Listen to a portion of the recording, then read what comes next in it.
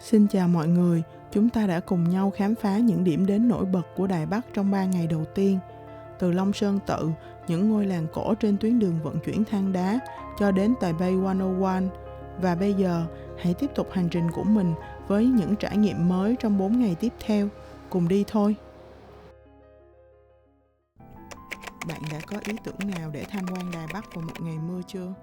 Hôm nay, mình sẽ ghé thăm một trong những biểu tượng kiến trúc của Đài Bắc, tìm hiểu kho báu văn hóa tại Bảo tàng Quốc gia và vào cuối ngày sẽ thư giãn tại suối khoáng nóng tự nhiên. Đây sẽ là một ngày vô cùng thú vị, hãy khám phá cùng mình nhé! Một trong những bữa sáng yêu thích của người Đài Loan là bánh mì kẹp trứng và quẩy. Vỏ bánh mỏng phủ một lớp mè dày, kẹp với quẩy giòn tan và phần trứng chiên cùng hành thơm phức. Thêm một thức uống nóng như sữa đậu nành hoặc cà phê nữa là hoàn hảo để khởi động một ngày mưa. Bắt đầu đến với điểm tham quan đầu tiên thôi nào. Ngay từ xa, bạn sẽ bị choáng ngợp bởi thiết kế đậm chất cung điện truyền thống của Grand Hotel Taipei với mái ngói vàng rực rỡ, cột trụ đỏ nguy nga và những hoa văn chạm khắc tinh xảo. Vị trí trên núi Viên Sơn được chọn vì có phong thủy tốt, tượng trưng cho sự thịnh vượng và quyền lực. Tòa cung điện nguy nga tráng lệ, sừng sững giữa núi rừng là hiện thân của thẩm mỹ phương Đông và là một trong những địa danh tiêu biểu của Đài Bắc.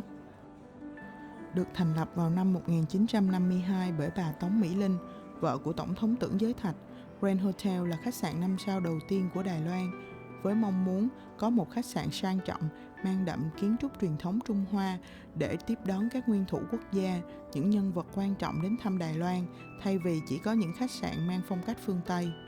Mình rất thích ý tưởng thắp sáng các căn phòng để tạo thành chữ ở mặt tiền khách sạn trong những dịp quan trọng. Ví dụ như ngày 6 tháng 6 năm 2011, khách sạn đã khéo léo tạo ra chữ USA để cảm ơn Mỹ đã cung cấp những liều vaccine cho Đài Loan. Trong thời kỳ chiến tranh lạnh, có lời đồn về đường hầm bí mật ở bên dưới khách sạn, nhưng ngay cả nhân viên khách sạn cũng chưa từng nhìn thấy.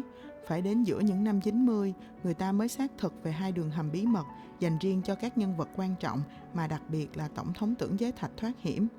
Một trong hai đường hầm đó có một cầu trượt khổng lồ dài hơn 80 mét, giúp thoát ra ngoài chỉ trong vài giây. Dù đã trải qua hàng chục năm, thì nét đẹp của sự tinh xảo, sống động trong từng tác phẩm điêu khắc trang trí ở đây vẫn làm mình phải trầm trồ cảm thán. Trong đó, mình đặc biệt chú ý là đài phun nước hình rồng, phủ một lớp vàng 24K sống động, mang khí thế phá núi thăng thiên, được đặt tại sảnh Golden Dragon. Grand Hotel Taipei không chỉ là một khách sạn sang trọng mà còn là một biểu tượng văn hóa của Đài Loan. Dù chỉ được tham quan trong 2 tiếng ngắn ngủi, cũng đủ để lại ấn tượng sâu sắc trong lòng mình.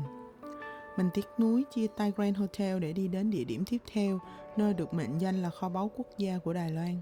Dù đã thấy qua một Grand Hotel xa hoa lộng lẫy, thì khi National Palace Museum, hay còn gọi tắt là Cố Cung, xuất hiện trong tầm mắt, mình vẫn phải suýt xoa trầm trồ trước sự hoành tráng và mỹ lệ của kiến trúc này. Tuy có ảnh hưởng phong cách thiết kế của Tử Cấm Thành, nhưng màu sắc và cách bố trí lại hài hòa với thiên nhiên Đài Loan và mang vẻ đẹp hết sức riêng biệt. Với hơn 700.000 cổ vật trải dài suốt 8.000 năm lịch sử, từ thời Đồ Đá đến triều đại nhà Thanh, Cố Cung xứng đáng được xem là kho báu quốc gia của Đài Loan và là bảo tàng lớn thứ 4 trên thế giới. Bạn có nhớ mình đã trúng thưởng 5.000 Đài tệ ở sân bay không? Bảo tàng là một trong những điểm tham quan chấp nhận thanh toán bằng thẻ trúng thưởng đó, nên coi như mình sẽ được tham quan miễn phí. Bây giờ đã là giữa trưa, để không cắt ngang buổi tham quan, mình quyết định sẽ ăn trưa trước khi bắt đầu hành trình khám phá kho báu khổng lồ này. Mình tìm thấy Tam Tây Đường tại tầng 4 của Cố Cung. Nó không chỉ là quán ăn mà phải gọi là một không gian văn hóa độc đáo. Vừa bước vào, mình đã cảm nhận được bầu không khí cổ điển và ấm cúng ở nơi đây. Có lẽ vì được lấy cảm hứng từ thư phòng của Hoàng đế Càn Long với bàn ghế gỗ, bình phong và tranh cổ, nên quán có một phong cách thanh lịch và đậm chất nghệ thuật. Vừa ăn trưa, vừa thưởng thức cảnh quan tuyệt đẹp của khu vực Cố Cung từ trên cao là một trải nghiệm vô cùng tuyệt vời. Không chỉ ngon mà các món ăn và đồ tráng miệng ở đây còn được trang trí hết sức tinh tế như một tác phẩm nghệ thuật. Trải nghiệm đầu tiên đã hết sức tuyệt vời nên mình càng háo hức hơn với hành trình khám phá tiếp theo tại Cố Cung. Đứng trước những cổ vật này, mình không khỏi trầm trồ thán phục trước sự tài hoa của những nghệ nhân xưa. Mỗi món đồ không chỉ là một tác phẩm nghệ thuật mà còn là chứng nhân lịch sử, mang theo dấu ấn của hàng trăm, thậm chí hàng ngàn năm. Chỉ cần nhìn vào từng nét chạm khắc, từng đường men gốm hay từng nét bút thư pháp, mình có thể cảm nhận được tâm huyết, sự tỉ mỉ và tinh thần sáng tạo của những người đã làm nên chúng. Vì số lượng hiện vật quá lớn, bảo tàng chỉ có thể trưng bày khoảng 1% hiện vật tại một thời điểm và thường xuyên thay đổi. Có lời nói đùa rằng, nếu bạn muốn chiêm ngưỡng toàn bộ kho báu của cố cung thì phải ghé thăm mỗi 3 tháng một lần trong suốt 30 năm. Bảo tàng cũng đã sử dụng cả công nghệ AR, VR để mọi người có thể khám phá hiện vật theo cách sống động hơn, thậm chí có cả game tương tác dành cho trẻ em. Lần này, mình đã không may mắn được xem trực tiếp một trong hai báu vật nổi tiếng nhất của bảo tàng, vì cải thảo ngọc bích đã được luân phiên đi trưng bày ở nơi khác. Đây là một kiệt tác điêu khắc với một khối ngọc bích nửa xanh nửa trắng tự nhiên, có nhiều vết nứt và vết loang màu, lại được khéo léo đưa vào từng đường gân trên thân và lá bắp cải. Với chú châu chấu nhỏ sống động đậu trên lá, mang ý nghĩa tượng trưng cho sự tinh khiết, màu mỡ và sự sung túc. Cuối cùng, nhưng không kém phần quan trọng, là miếng thịt kho tàu nổi tiếng nhất thế giới. Được làm từ đá jasper, từng thớ thịt, từng lớp mỡ trong suốt đều được chạm khắc tinh xảo đến khó tin. Tham quan trong cố cung, mình như đang dạo bước trong đường hầm thời gian, chứng kiến bao thăng trầm biến động trong các giai đoạn lịch sử của Trung Hoa nói riêng và lịch sử nhân loại nói chung. Mình có thể khẳng định đây là điểm tham quan yêu thích nhất của mình trong suốt chuyến đi này. Đến 5 giờ chiều, khi bảo tàng đóng cửa, mình đành phải chia tay kho báu quốc gia để tiếp tục đi về phía Bắc, đến với khu vực suối nước nóng Bầy Thủ, tiếng Việt gọi là Bắc Đầu. Mình được giới thiệu đến với một khách sạn lâu đời hơn 70 năm tuổi. Ban đầu là một khu nghỉ dưỡng suối nước nóng và được cải tạo thành khách sạn hiện đại như ngày nay. Có một điều lưu ý là giờ nhận phòng ở đây rất trễ, phải nói là trễ nhất trong tất cả các nước mà mình đã từng đi qua, là 6 giờ chiều và trả phòng vào 12 giờ trưa ngày hôm sau. Thời tiết xấu, cộng với lịch trình dày đặc và bồn ngâm nước nóng ở khách sạn quá tuyệt đã làm mình bỏ lỡ rất nhiều điều thú vị ở Bầy Thủ. Đến lúc làm video này, mình mới phát hiện ra rằng đối diện khách sạn của mình là thư viện xanh đẹp nhất Đài Loan và bảo tàng suối nước nóng Bầy Thủ. Trước đây là một nhà tắm công cộng lớn, được xây dựng năm 1913 bởi người Nhật, đành phải hẹn lần sau vậy. Buổi tối mình mất 1 phút đi từ khách sạn để đến một nhà hàng được đánh giá rất cao trong khu vực là Moon Moon Food. Quán order trên máy có hỗ trợ tiếng Anh nên cũng dễ dàng hơn cho mình. Mì, canh gà và các món ăn kèm đều rất hợp khẩu vị. Bữa ăn ngon lành này đã khép lại ngày thứ tư ở Đài Loan thật trọn vẹn. Ngày mai mình phải khởi hành sớm, còn rất nhiều điều thú vị đang chờ đợi mình trong 2 ngày cuối cùng ở Đài Loan. Hãy cùng theo dõi hành trình của mình nhé! Mở đầu hành trình tham quan ngày thứ 5 bằng một bữa buffet sáng thịnh soạn tại khách sạn. Với thời tiết của ngày hôm nay thì mong muốn ngắm những cánh đồng hoa rực rỡ bạt ngàn trên đỉnh núi của mình chắc là khó lòng thực hiện được. Nhưng hãy thử ngắm cảnh Dương Minh Sơn vào ngày mưa, sau đó đến thăm một ngôi chùa đạo giáo nổi tiếng với lối kiến trúc ấn tượng. Và cuối cùng là hòa mình vào không khí sôi động về đêm ở Xi Mịnh Tinh. Lên đường thôi nào! Từ xa, mình đã thấy những cột hơi nước bốc lên cao, càng đến gần, khung cảnh càng trở nên huyền ảo hơn.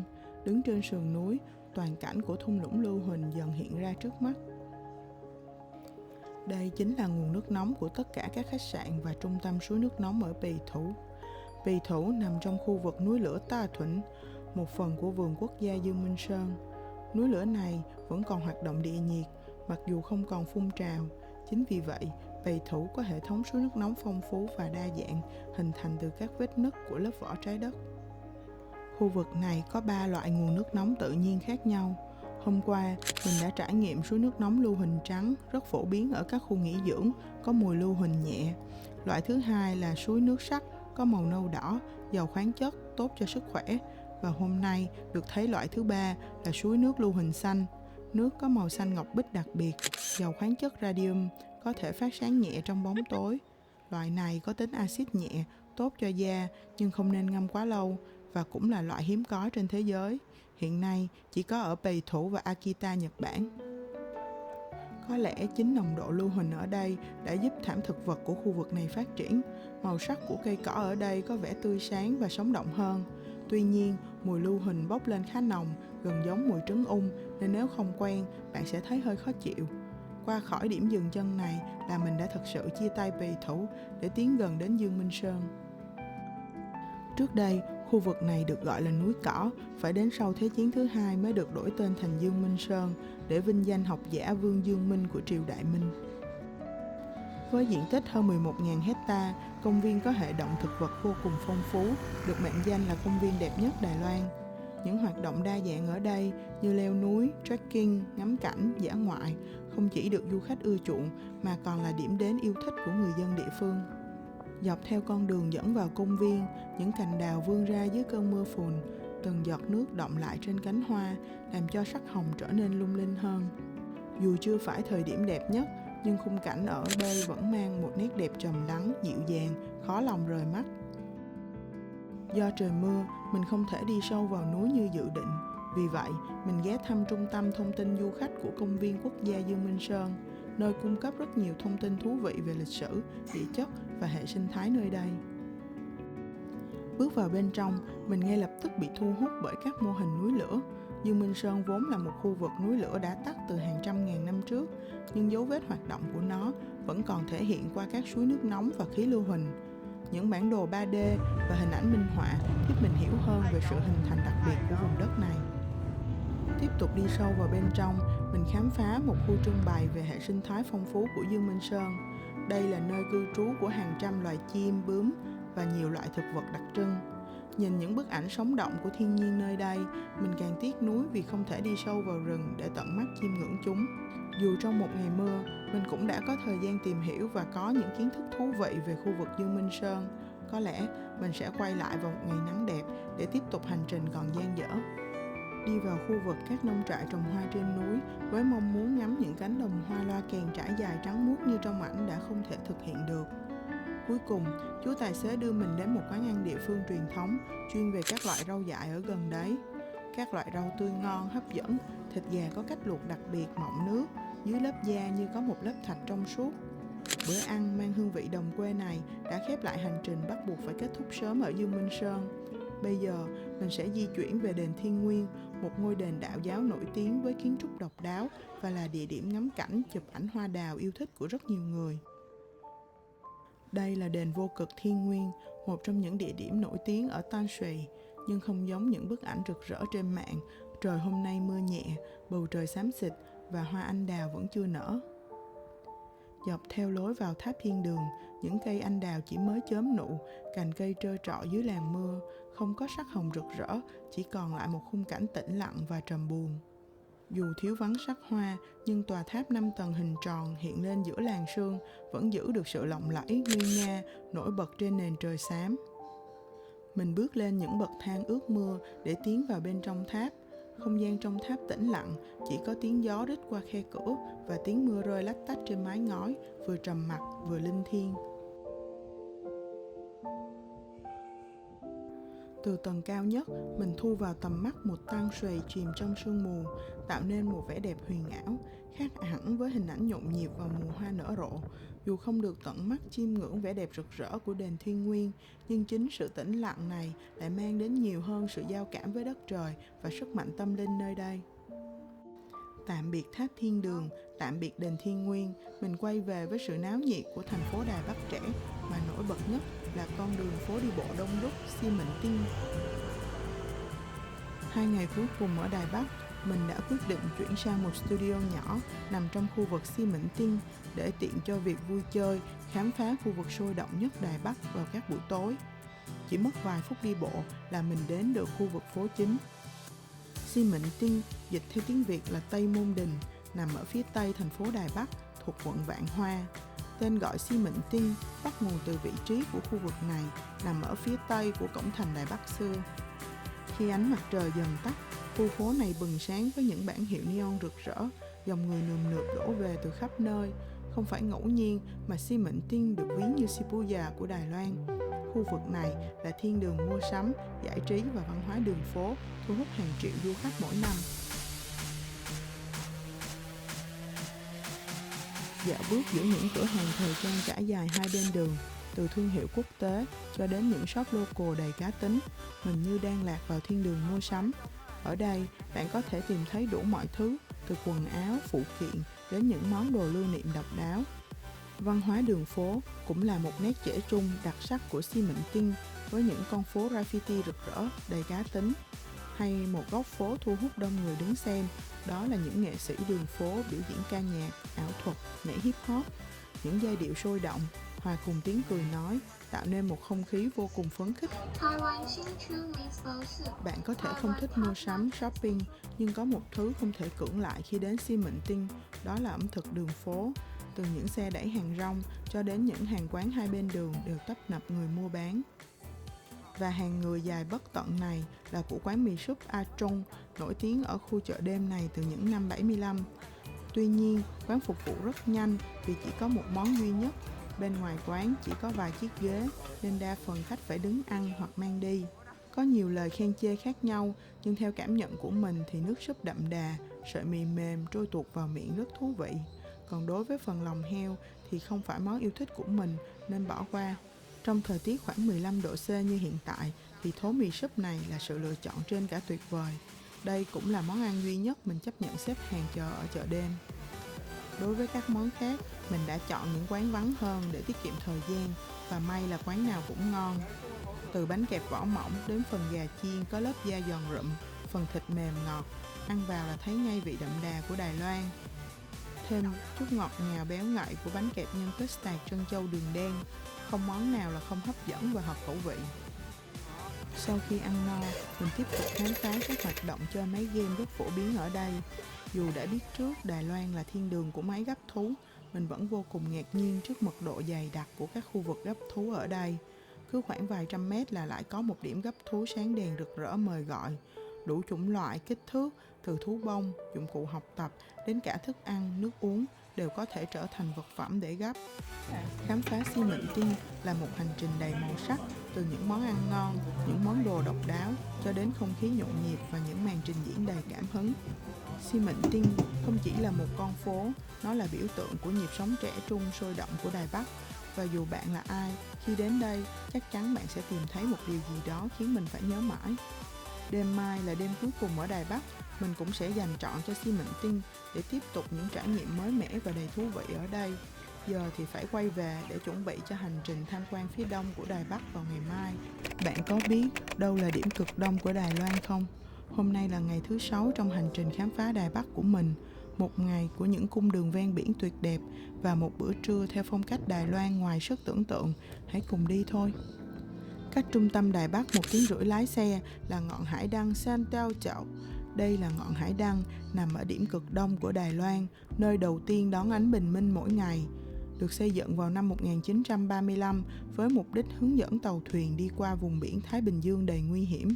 Đến nay, San Teo Chậu vẫn hoạt động và trở thành một điểm đến không thể bỏ qua với du khách. Ngay khi đặt chân đến đây, mình đã ấn tượng bởi vẻ đẹp của những tòa nhà màu trắng thuần, mang phong cách Địa Trung Hải giữa biển trời bao la. Mà nổi bật nhất là trạm radar hình cầu, màu trắng, to lớn ấn tượng. Xung quanh đó là những nhóm tượng xinh xắn, mang một cảm giác thơ mộng như đang đứng trên một hòn đảo Hy Lạp xinh đẹp. Từ vọng lâu này, mình có thể phóng tầm mắt, nhìn toàn cảnh khu vực biển bên dưới hết sức thơ mộng. Đi theo con đường mòn này sẽ đến đài quan sát viễn đông Sentau. Đây là một điểm ngắm cảnh tuyệt đẹp, nơi có thể nhìn toàn cảnh đại dương bao la. Đài quan sát này từng là một trạm quân sự trong thời kỳ chiến tranh lạnh, được xây dựng để theo dõi hoạt động hàng hải trong khu vực. Ngày nay, nó đã được cải tạo thành điểm du lịch nổi tiếng. Đứng từ đây, mình cảm nhận được làn gió mát lạnh mang theo hơi biển. Nhìn xuống là tàn tích của trang trại nuôi trồng thủy hải sản Chiêu Cung. Dựa vào những gì còn sót lại, ta có thể tưởng tượng được nó đã từng thịnh vượng như thế nào. Không khí ở đây rất trong lành, làm mình chỉ muốn ngồi lại thật lâu để tận hưởng. Sau một buổi sáng khám phá cảnh đẹp của khu vực cực đông, chú thông gia dẫn mình đến một nhà hàng nổi tiếng trên tuyến đường đi. Mình nghe nói, nhà hàng này không nhận đặt bàn trước mà phải đến tùy duyên, cũng như các loại hải sản cũng tùy theo từng ngày. Hôm nay, mình đã trực tiếp trải nghiệm khẩu quyết trong cách gọi món của người Hoa là sườn, tôm, cua, cơm, canh. Mở đầu là một mâm hải sản tươi sống mang phong cách sashimi Nhật Bản. Món canh hải sản với chủ đạo là bào ngư Đài Loan. Tiếp đến là món sườn chiên hành tỏi mềm tan đậm đà. Khi món cơm được đưa lên, mình không khỏi ngạc nhiên. Thì ra, món này gọi là cơm canh lương Đài Loan, với lương đã được tẩm bột chiên qua. Cơm được chan một phần nước dùng nấu sệt. Ở đây, quán còn nâng cấp cho thêm sò điệp, ăn kèm với giá, một sự kết hợp tưởng không ngon mà ngon không tưởng. Tiếp theo là lẩu sữa hải sản, sự thơm béo của sữa kết hợp với sự tươi ngọt của tôm mũ ni và ghẹ, lạ miệng và không kém phần hấp dẫn. Cứ tưởng bữa ăn đến đây là viên mãn, nhưng không. Món cá chân nước tương nhìn đơn giản nhất trong các món, nhưng thắng ở chỗ cá tươi, ngọt thịt, loại cá cũng không cố định mà tùy theo ngày. Và cuối cùng, nhưng không kém phần quan trọng là món cua núi lửa, với phần sốt trứng vàng béo ngậy, làm phần thịt cua tươi ngọt được nâng tầm cao mới. Mình đã sơ suất không chụp lại tên quán, nên nếu bạn có biết, hãy để lại comment cho mình nhé. Sau bữa trưa no nê, mình tiếp tục hành trình đến với nặn Fan Out Lovers Bay, một vịnh nhỏ với tượng Bồ Tát cao 5 mét ngồi nhìn ra hướng biển, đem đến một cảm giác yên bình và an tâm cho vùng biển này. Biển thay vì cát trắng, bạn sẽ thấy những viên đá đen bị sóng mài mòn, tạo nên sự khác biệt của nơi đây. Theo truyền thuyết địa phương, nơi này từng là điểm hẹn hò bí mật của một cặp đôi yêu nhau nhưng bị gia đình phản đối. Dù không thể đến được với nhau, họ vẫn dành cả đời để chờ đợi người kia. Câu chuyện này đã khiến vịnh biển trở thành biểu tượng của tình yêu chung thủy và là điểm đến lãng mạn được nhiều cặp đôi yêu thích. Không khí ở đây rất dễ chịu, làm mình cảm thấy thật nhẹ nhàng, thư thái. Trên đường về, chú đã tự hào giới thiệu với mình về đường hầm xuyên núi Xuệ San, một trong những đường hầm dài nhất Đông Á, với chiều dài hơn 12,9 km. Đường hầm này được khởi công vào năm 1991 và phải mất đến 15 năm để hoàn thành, do địa hình núi đá cứng và các vấn đề kỹ thuật phức tạp. Đây là một trong những dự án xây dựng hạ tầng lớn nhất trong lịch sử Đài Loan, giúp rút ngắn đáng kể thời gian di chuyển giữa miền Bắc và miền Đông Đài Loan. Đường hầm rất dài, có cảm giác vô tận chạy mãi không hết. Khi mình giật mình tỉnh dậy thì đã quay trở lại Xi Mệnh Tinh. Còn buổi tối cuối cùng ở Đài Bắc, mình sẽ tận hưởng một cách thật chill. Mình vô tình bước vào quán bánh bao nước của ba ông chủ trẻ và vô cùng hài lòng với thức ăn và phong cách phục vụ ở đây. Mình sẽ để lại địa chỉ trong phần mô tả, bạn hãy đến ủng hộ họ nhé. Khác hẳn sự bình yên của những vùng ven biển, Xi Mệnh Tinh luôn tấp nập, tràn đầy năng lượng, cho thấy mặt trẻ trung, sống động nhất của Đài Bắc. Đến đây, mình cũng bị lây sự năng động và tích cực của nơi đây, bước chân không biết mệt mỏi, khám phá mọi nẻo đường của Xi Mệnh Tinh. Bạn có biết khi mua sắm tại Đài Bắc, bạn có thể được hoàn thuế lên đến 5% ngay tại trung tâm thương mại không? Nếu bạn mua trên 2.000 Đài tệ trong một ngày, bạn đã đủ điều kiện để được hoàn thuế. Hãy cầm hộ chiếu đến quầy tắt refund trên đây. Trước đó, nhớ yêu cầu hóa đơn và mẫu đơn hoàn thuế lúc mua sắm nhé. Mình được nhận lại tiền mặt ngay tại chỗ, vậy là ngày mai không cần đến sân bay sớm để hoàn thuế. Hôm nay, việc đầu tiên sau khi thức dậy là ghé qua tiệm cà phê bên cạnh chỗ mình thuê. Vì luôn nghĩ nó ngay bên cạnh, nên đến những phút cuối cùng của hành trình mới chạy sang. Không ngờ, quán có khá nhiều giải thưởng về pha chế, thiết kế ấm cúng, đơn giản mà tinh tế. Không chỉ có cà phê mà còn có rất nhiều quà lưu niệm được thiết kế riêng rất xinh xắn. Nhưng mình ấn tượng nhất là hệ thống làm cà phê cold brew vô cùng độc đáo ở đây. Cho nên khi bạn đi chơi, đừng chỉ ghé những quán nổi tiếng trên mạng, mà hãy thử bước vào những quán mới nhé. Biết đâu lại có những bất ngờ thú vị. Ngày cuối cùng như ngày hôm nay, đối với các chuyến đi đều cho mình một loại cảm xúc phức tạp, vừa tiếc nuối, muốn nhìn ngắm thêm càng nhiều càng tốt, lại vừa chờ đợi giờ phút được về nhà. Vì dù nơi mới có hấp dẫn thú vị đến mức nào thì được về nhà với mình vẫn là điều tuyệt vời nhất. Bạn có suy nghĩ giống mình không? Đừng quên like, subscribe kênh, nhớ click vào hình chuông để nhận thông báo khi có video mới nhé.